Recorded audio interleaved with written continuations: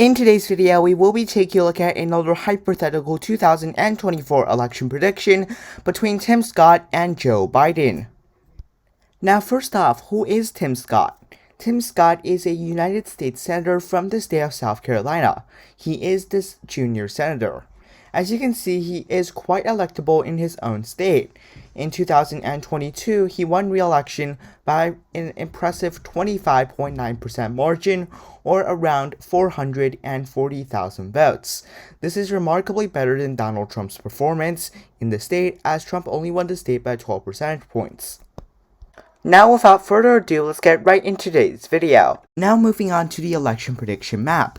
As you can see, for the safe states, Joe Biden at 181 electoral votes to Tim Scott at 122. In this scenario, I do believe that Tim Scott will win South Carolina by a safe margin, as he won his Senate race there by 25 points. So without further ado, let's get right into Tim Scott's likely states, considering he's currently trailing in the electoral count. First off, Alaska, which voted for Republicans by 10% in 2020, should go to Tim Scott by somewhere around 12 to 13 points. I do think that he'll overperform Trump's performance, but not win the state by a safe margin. The next state will be the state of Texas. Now, I do believe Republicans, regardless who they run, will probably be able to win the state by a likely margin, but Tim Scott is someone who I think could appeal to some suburban voters, such as the suburbanites of Fort Worth, Dallas, and around Houston, as well as the rural voters, and win the state by somewhere around 10 percentage points. Another state I think he'll win by around 10 percentage points is the state of Florida. I do believe that Republicans will be able to win the state of Florida because of the fact that Tim Scott is a decent candidate. He's from the state not far away, being the state of South Carolina, and I think that he'll be able to do very well in the rural areas, as well as appeal to minority voters such as black voters, because he's the only black senator of the United States from the Republican Party. So he might be able to appeal to Hispanic and black voters in some of these counties and be able to do much better than maybe even Trump did in counties like Miami-Dade and Broward. So that will be a state for Tim Scott. Now, two other likely states for Tim Scott, in my opinion, will be the states of Iowa and Ohio. Both of these states voted for Trump by 8 percentage points. Now, I believe Tim Scott will slightly underperform in both of those states because of the fact that I don't think he'll do as well in some of the working class regions. And I think he might also slightly underperform the rural areas. But I think he can still do better in some of these city-like areas such as Cedar Rapids, Johnson County, Des Moines, in the state of Iowa, and in the state of Ohio. I do believe that he'll do better in areas like Cleveland and Columbus. So those are going to be states that go for Tim Scott by a likely margin. Now for Joe Biden, he has his traditional likely states, Colorado, New Mexico, and Virginia. All three of these states voted for Biden by around 10 to 13.5 points respectively. Colorado 13.5, New Mexico 10.8, and Virginia 10.0. Now, all three of these states, the states of Colorado and Virginia, are generally trending blue, while the state of New Mexico is generally trending red, but regardless, Joe Biden is going to win all three of those states.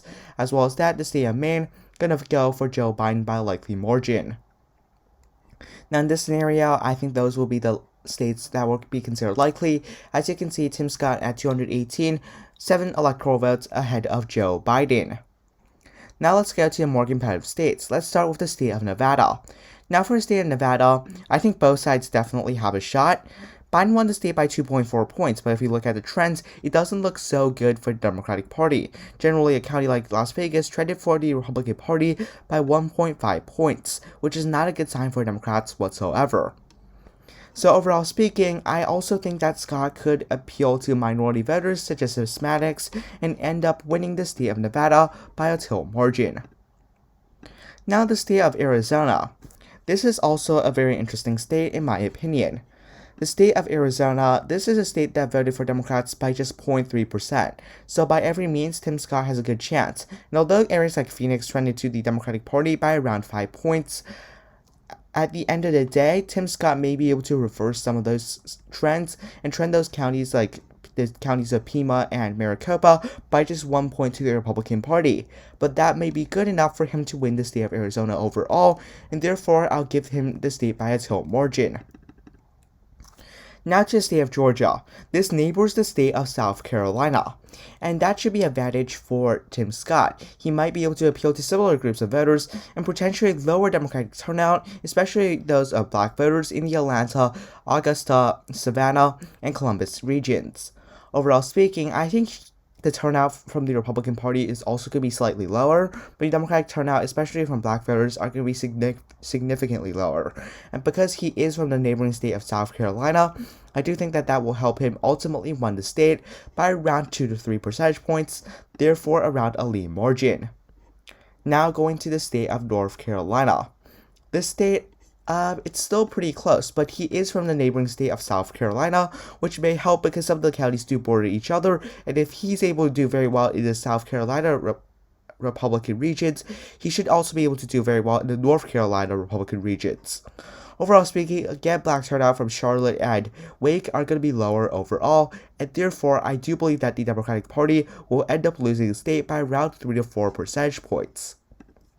Therefore, the state of North Carolina will be in the lean Republican category. However, this is where Joe Biden could show his strength, because I don't think Tim Scott will be doing as well in some of the Rust Belt areas. For South Minnesota, although he is African American, the state of Minnesota is largely white educated, and that's where Tim Scott shows his weakness and being unable to appeal to some of those voters. Now going to the state of Michigan. Again, it's a state that's trending right, but only with the right candidates from the Republican Party, someone like Donald Trump. Someone like Tim Scott is not going to be able to win those working class white voters who may be disillusioned with the Democratic Party, but needs someone like Trump to be on the ballot to vote for Republicans. At the end of the day, I think that Joe Biden will be good enough to win the state of Michigan by around a lean margin, because I don't think Tim Scott, being from the South, can appeal to voters in the Midwest.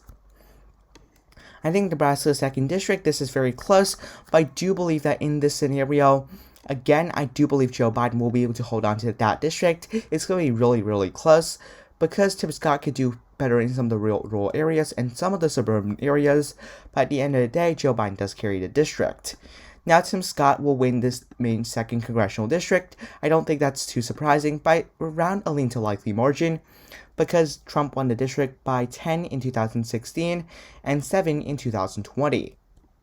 New Hampshire, I don't think this is too surprising either. I do believe that Tim Scott will lose the state to Joe Biden. Joe Biden won the state by 7 points in 2020, so I think it makes little to no sense that he loses the state in 2024 against Tim Scott, who is from the South instead of from the North. So overall speaking, I do believe Joe Biden will win the state of New Hampshire. Now the state of Pennsylvania. This is where essentially Joe Biden was born in. He was born in Scranton, Pennsylvania. And although I do believe that Tim Scott may lower Democratic turnout in the Philadelphia area overall, I don't think he's going to be able to appeal to some of these working class voters in the rural areas. And I just think Republican turnout will be lower. Also speaking, I do believe that Democrats may actually do very well with the white voters in some of the suburban regions and end up winning the state by a larger margin than they did in 2020, by around 1.8% or so. Therefore, a tilt margin for Joe Biden. Now the election comes down to the state of Wisconsin. In the state of Wisconsin, again, this is going to be very close. Biden won the state by just 0.7% in 2020. Nonetheless, the state will be very, very close again in 2024. I think Tim Scott has his strength in some of these more Democratic areas. He's maybe able to appeal to some black voters to at least not vote for the Democratic Party, not necessarily vote for him, but not vote for Joe Biden. Nonetheless, I don't think he's going to be able to do very well in the working class area of the state, which is pretty much Pat Ryan's district over here. I also don't think that he'll actually do very well, get the Republican turnout in some of these rural areas. Everything being considered, I do not believe that Tim Scott will win the state, and I do believe Joe Biden will be able to win the state of Wisconsin. Overall, Tim Scott falls just 1 electoral vote short of a tie, with Joe Biden at 270 electoral votes to Tim Scott at 268. For example, if he wins Nebraska's 2nd district, that will be 269 to 269. Anyways, thank you for watching this video. Be sure to click on the subscribe button on your screen right here and watch the video right here. Thank you.